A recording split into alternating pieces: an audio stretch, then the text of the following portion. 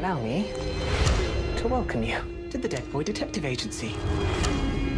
We help ghosts resolve their mysteries. Hey, how you guys doing today? Good, how are you? I'm doing great, thanks. Thanks for taking the time to talk about what a great show Dead Boy Detectives is. I really appreciate you taking this time. I'm just going to jump right into it and start with you, Steve. Can you talk a little bit about this great young cast that you guys are working with and what that experience was like? Yeah, I mean, look, we cast a really wide net. The studio gave us the resources to have casting directors in Los Angeles, Vancouver, New York, 2 in the UK, 1 in Australia. So it wasn't like we cast a small net. We cast a very big net. And I think through that, we ended up with a pretty amazing young cast.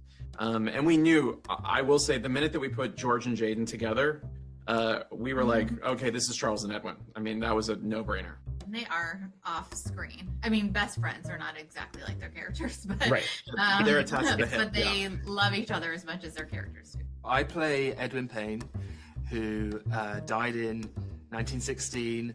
He spent over 70 years in hell, being chased and torn up by a gigantic demonic spider. He escaped in 1989, met Charles Rowland in the attic of St. Hilarions boarding school, and off they trotted for the next 30 plus years to pursue being supernatural detectives. I'm assuming it's not often you do interviews within the first 10 seconds. You get spoken about baby doll spiders ripping people up. Welcome to our show. Listen, this is a sci-fi podcast, right? So, okay, yeah, fair enough. Edwin kind of teaches him how to be a ghost. They find this amazing bond through wanting to fight injustices for people who have been through the same things that they have. And like George said, 30 years pops along and here we are in the present day. And then Crystal Palace comes and ruins it all. Not for Charles. I mean, I know Charles loves it. Dead Boy Detectives? It's Aces, right? It's just a stupid name. One of the things that I found really rewarding about the show overall is both of your characters. You guys bring a unique and different approach from both of your sides. You know, your character is a little bit more free going, and Kassius, your character is got some heavy baggage, as it were. I was just wondering if you guys could talk about each of your characters and tell us a little bit more about them. I think Crystal, at her heart, at her core, she's really sensitive and vulnerable, and we kind of see bits of that seep out, but it's covered by this massive kind of harder exterior where she's been juggling a lot and she's processing a lot. She's been hurt a lot, and it means that she doesn't trust people quite easily.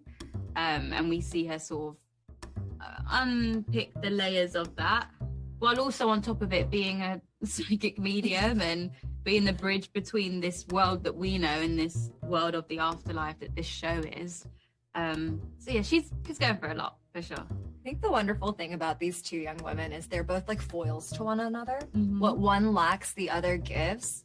And they both exist, and in a sense, they are, in a way, you know, a Charles and Edwin of their own. Yeah. And it's nice to also see that like these two young women can hold their own and stand their own ground and find ways to help the boys in their time of need as they have with them. No, oh, come on, having a psychic is paying off. She is absolutely not joining the agency.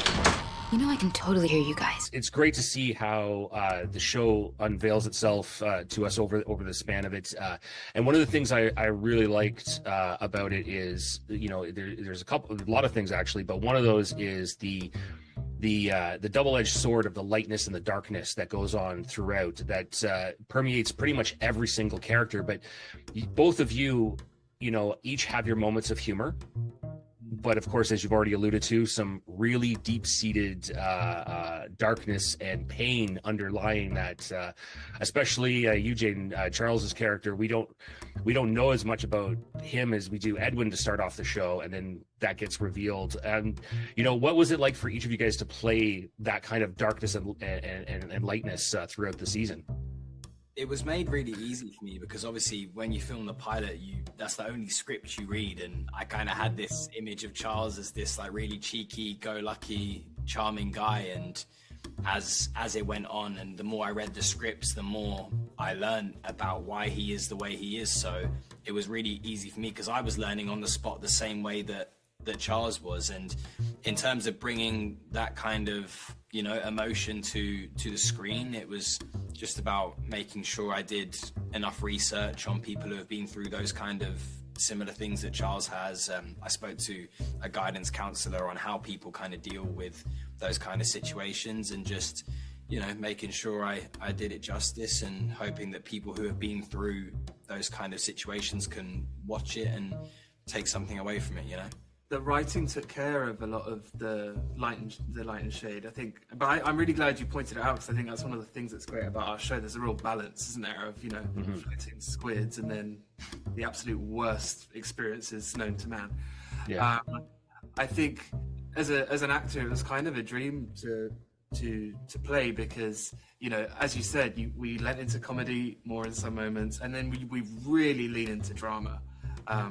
So although it probably reads as horrendous, it was actually really fun to play.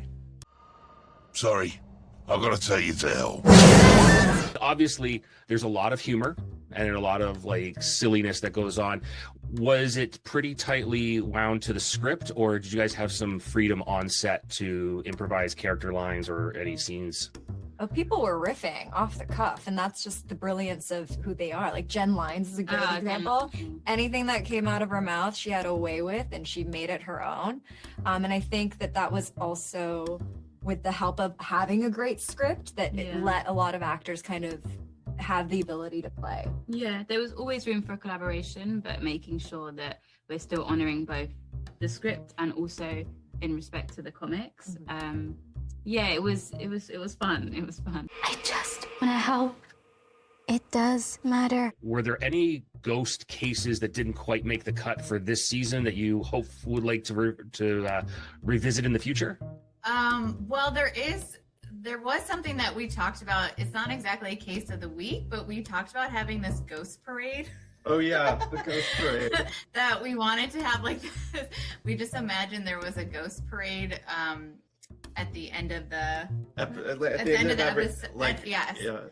of every episode, that the ghost of Port Townsend just had this parade that went on, and it was like the boys sitting on a roof of a building watching the parade go by, that had like dinosaurs in it, like every crazy thing. And then they said the closing credits are not going to have that, and we were like, okay. But we were looking forward to that. But maybe one day we'll get to do. That would be awesome.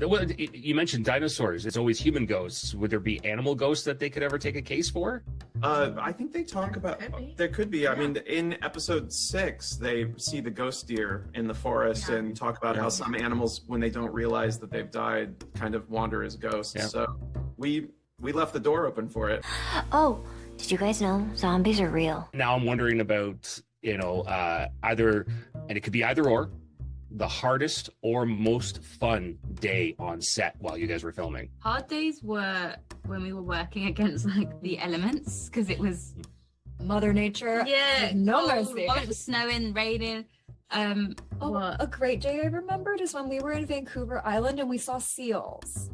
Seals, That's when Mother Nature was really kind to us. Yeah. And we had the beautiful sunset in the background. I mean, getting to see Vancouver, it's so beautiful, but then it felt like a good omen that like a seal popped up, and that was it should have got like on camera. But that was nice.